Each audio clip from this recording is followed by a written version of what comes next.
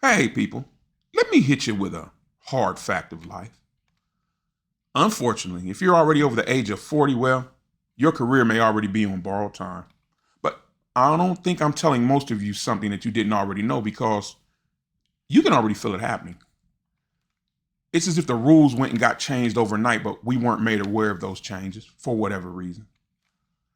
From those interviews that seemingly go nowhere now to the recruiters who suddenly up and ghost us with no apparent reason. Oh, and not to mention those promotions that seemingly always go to the younger, less qualified workers. We've been around long enough. We can recognize the shift that's starting to happen, and we pick up on that coded language. And it's like we're being forced out the door and put out the pasture. No, they're not likely to ever come right out and say it, but we know what's happening. We can see it. So what can we do? Do we just choose to accept it and fade gracefully into the background? Or do we decide to stand up and refuse to be sidelined? Because here's the thing. Once you have an understanding of what's really happening behind the scenes, you can start to play that game with a whole different set of rules. So stick around until later, because we're going to be taking a deep dive into just that. And trust me, you do not want to miss it. Now let's talk about it. Hey, Circle. Welcome back to Unk Unplugged, Raw and Uncut.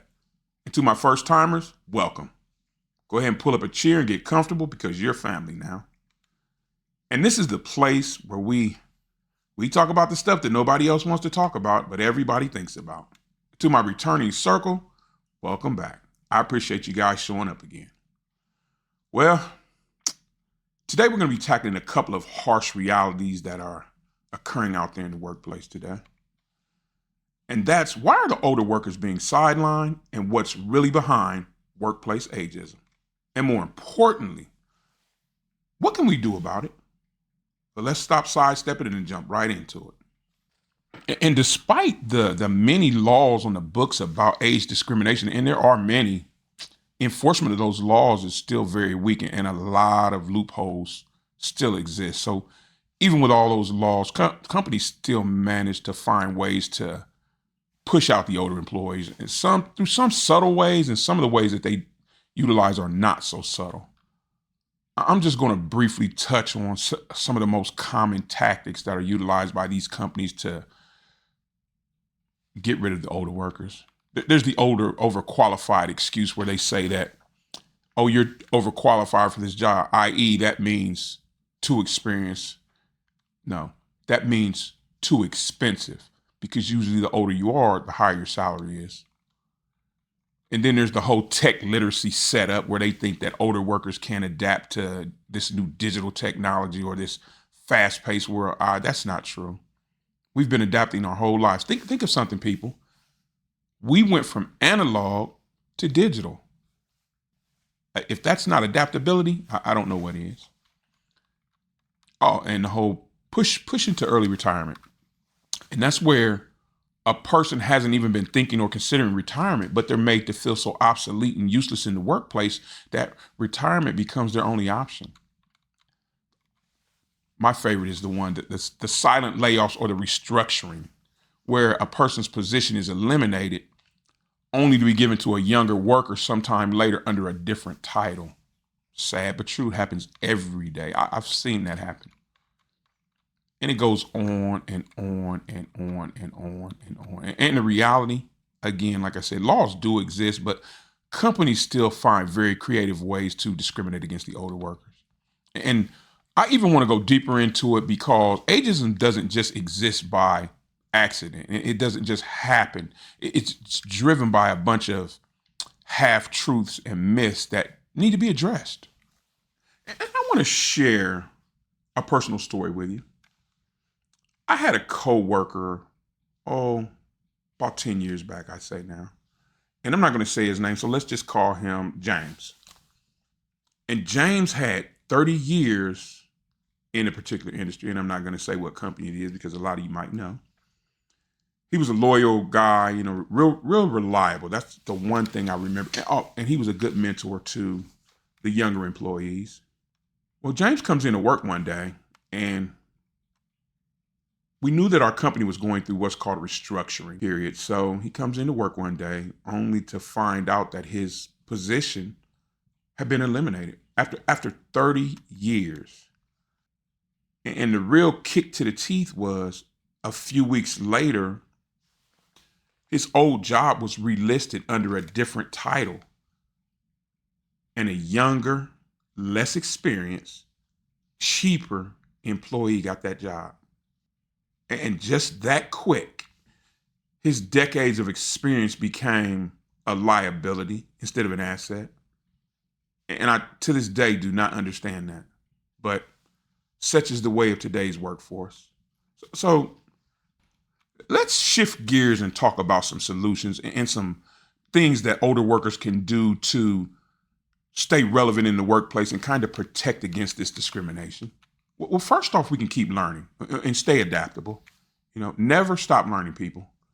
Keep sharpening those skills, especially the tech-related ones, because this world is moving and advancing so fast that we need to stay up to date on the newest technologies or digital technologies, especially because a lot of companies believe that we can't catch on to that kind of stuff, which is malarkey, as we all know. Take some online courses or workshops and stay abreast of industry trends. And always advocate for yourself. So if you're being sidelined, excluded from meetings, or not involved in decision-making talks, ask why. Why am I being excluded? And don't wait for opportunities either. Create them. And learn to leverage your strengths. Because soft skills like leadership or emotional intelligence or negotiation, well, guess what, people? They don't age. And highlight your reliability, because stability in today's workforce, that's a rarity. It really is. And I hate to even bring this one up, but always be aware of alternative employment paths. No different than buying insurance for your car or your home or your boat. You hope you don't ever have to use it, but if you need it, it's there. So freelancing or consulting, or maybe starting your own business that you've always thought about. A lot of companies nowadays have started to outsource business ventures to experienced professionals, from research to marketing to human resources. They'd rather outsource it to somebody who already has the experience than to invest that time, energy, and money into the younger, less experienced employees. They also know that the turnover rate for those younger employees is about 2 years. So why invest that money? Because you're not going to get a return on it. Why don't you just keep the older workers in the beginning? Okay, anyway.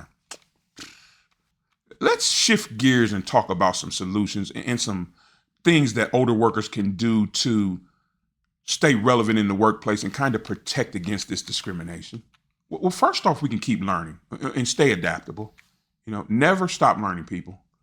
Keep sharpening those skills, especially the tech-related ones, because this world is moving and advancing so fast that we need to stay up to date on the newest technologies or digital technologies, especially because a lot of companies believe that we can't catch on to that kind of stuff, which is malarkey, as we all know.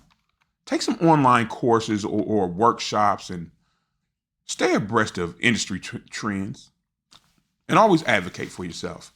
So if you're being sidelined, excluded from meetings, or not involved in decision-making talks, ask why.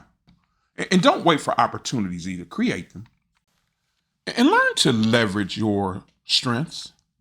So soft skills like leadership or negotiation or emotional intelligence, well, guess what, people? They don't age. And be sure to highlight your reliability, because stability in today's workplace, well, that's a rarity.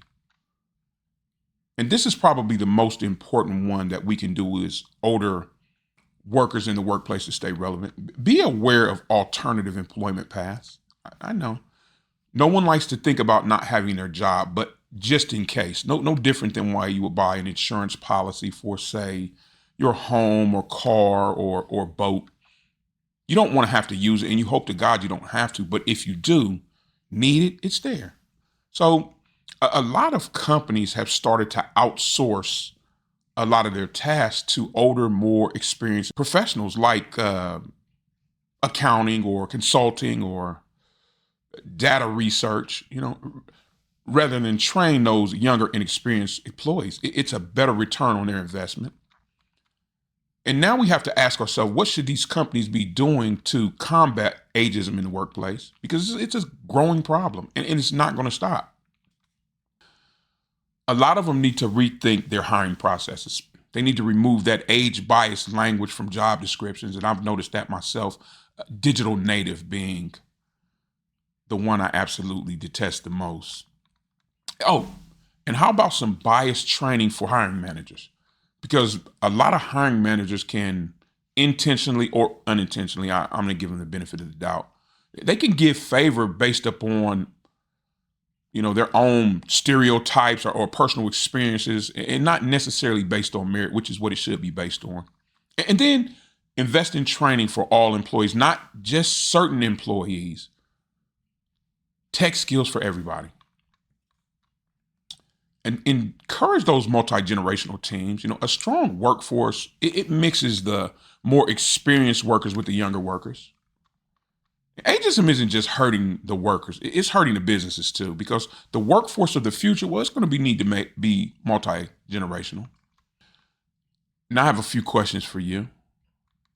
Have you ever experienced ageism in the workplace yourself, or do you know someone who was pushed out unfairly? And if you are still in the workplace, how do you keep proving your value? Drop your stories down below in the comments and let's make some noise. Because change, well, it starts with awareness and conversation. And if this message hit home, hit that like button, subscribe, and share this with someone who may benefit from hearing it. And remember this, circle. Experience, it's not a liability, it's an asset. And let's remind the world of that. Experience is something you can't buy. You have to earn it. And we shouldn't be ashamed that we've earned it, because we have. Well, as always, I'm glad you pulled up a chair with me and spent a little time. You're always welcome at any time. You know that. And people, make sure to hit that subscribe button, because we have a lot of controversial topics coming down the pipeline and you don't want to miss anything. Trust me on that. And as always, I'm Unk. Take care of yourself and each other, and I'll see you in the next one. Bye, everybody.